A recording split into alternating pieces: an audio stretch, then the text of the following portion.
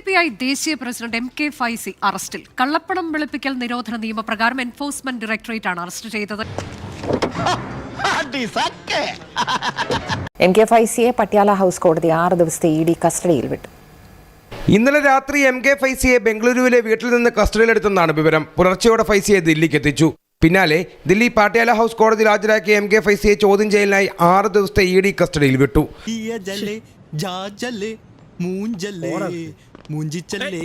India ഭരിക്കുന്ന പാർട്ടിയായിരിക്കും SDPI.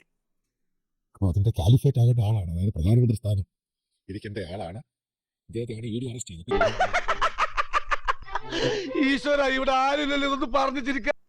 ഇതൊക്കെ മണ്ടത്തരവാ നീയൊക്കെ ധരിച്ചു വെച്ചിരിക്കുന്നത്. നിന്റെ അണ്ടർവെയർ വേറെ സ്കാൻ ചെയ്യുന്നുണ്ട്, മോണിറ്റർ ചെയ്യുന്നുണ്ട്. ശരിക്കും നീ അനങ്ങിയാൽ മോണിറ്റർ ചെയ്യുന്നുണ്ട്. നിങ്ങൾ കഴിഞ്ഞിടയ്ക്ക് കൊല്ലത്ത് വലിയ പ്രകടനം നടത്തി ഇതിനെതിരെ, വഖഫ് ബില്ലിനെതിരെ. ഇതൊക്കെ നിങ്ങളുടെ ധാരണ ആരും മോണിറ്റർ ചെയ്യുന്നില്ലെന്ന്. ഇതൊക്കെ നിങ്ങളെ പൂർണ്ണമായിട്ട് സ്കാൻ ചെയ്യുന്നുണ്ട്. നിങ്ങളെ തൊലയ്ക്കാൻ തന്നെയാണ് ഗവൺമെൻറ് ഓഫ് ഇന്ത്യ വിചാരിച്ചിരിക്കുന്നത്. കാരണം നിങ്ങൾ ഈ രാജ്യത്തിന് വലിയ പ്രശ്നമുണ്ടാക്കുന്ന കൂട്ടരാണ്. നിന്റെ നാശം തുടങ്ങുന്ന നേരത്ത് നിന്റെ വാളെടുത്തിന്നെന്റെ നേരെ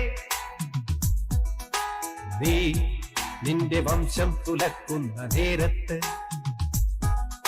ഇത് കൃത്യമായിട്ട് എത്തേണ്ട സ്ഥലത്ത് എത്തി, കേൾക്കേണ്ടവർ കേട്ടു എന്ന കാര്യം വ്യക്തമാണ്. കാരണം ഈ പ്രതിഷേധ പ്രകടനം കഴിഞ്ഞ് 10 ദിവസം തികയുന്നതിന് മുമ്പ് SDPIയുടെ ദേശീയ പ്രസിഡന്റ് MK ഫൈസിയെ എൻഫോഴ്സ്മെൻറ്റുകാർ അറസ്റ്റ് ചെയ്തു. പോപ്പുലർ ഫ്രണ്ടുമായി ബന്ധപ്പെട്ട് നിയമവിരുദ്ധമായ സാമ്പത്തിക ഇടപാടുകൾ നടത്തിയെന്നും കള്ളപ്പണം വെളുപ്പിക്കലിൽ ഫൈസിക്ക് പങ്കുണ്ടെന്നുമാണ് EDയുടെ ആരോപണം. നേരത്തെ സമാന കേസിൽ PFI നേതാക്കളെയും ED അറസ്റ്റ് ചെയ്തിരുന്നു. പോപ്പുലർ ഫ്രണ്ട് ഓഫ് ഇന്ത്യയെ നിരോധിച്ച ശേഷം 56.56 കോടി രൂപയുടെ സ്വത്തുക്കൾ ED നേരത്തെ കണ്ടുകിട്ടിയിരുന്നു. വിവിധ PFI ട്രസ്റ്റുകളുടെയും സ്ഥാപനങ്ങളുടെയും വ്യക്തികളുടെയും പേരിലുള്ള 35ഓളം സ്വത്തുക്കളാണ് കണ്ടുകിട്ടിയത്. രാജ്യത്തിനകത്തും പുറത്തു നിന്നും അനധികൃതമായ ഫണ്ട് സ്വരൂപിച്ച് ഭീകരപ്രവർത്തനങ്ങൾക്ക് PFI നേതൃത്വം നൽകിയെന്ന് കാട്ടിയാണ് കേന്ദ്രം സംഘടനയെ നിരോധിച്ചത്. ദൈവമേ, അപ്പൊ കുടുംബടക്കം കള്ളന്മാരാണ്. വിദേശ രാജ്യങ്ങളിൽ നിന്നും ഇവർ പണം കളക്ട് ചെയ്തു. ഈ കളക്ട് ചെയ്ത പണം ഈ ഹവാല രീതിയിൽ കേരളത്തിലോട്ട് കടത്താൻ ശ്രമിച്ചു.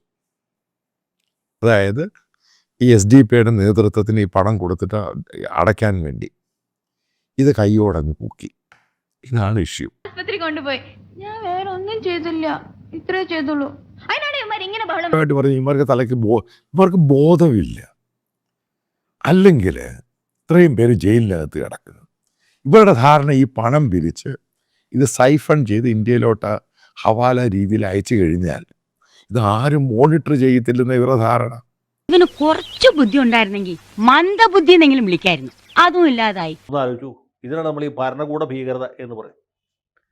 എൻഫോഴ്സ്മെൻറ്റുകാരെ അറസ്റ്റ് ചെയ്താൽ ജാമ്യം കിട്ടാൻ ബുദ്ധിമുട്ടാണ്, കുറച്ച് ആൾ കിടക്കേണ്ടി വരും. മിക്കവാറും ഇതിനോട് ചേർന്ന് തീവ്രവാദ കേസും കൂടി ഉൾപ്പെടുത്തിയാൽ അതേ പിന്നെ സൂര്യപ്രകാശം കാണുകയില്ല. എന്തൊക്കെ മേളായിരുന്നു, പാട്ട്, ഡാൻസ്, കൂത്ത്.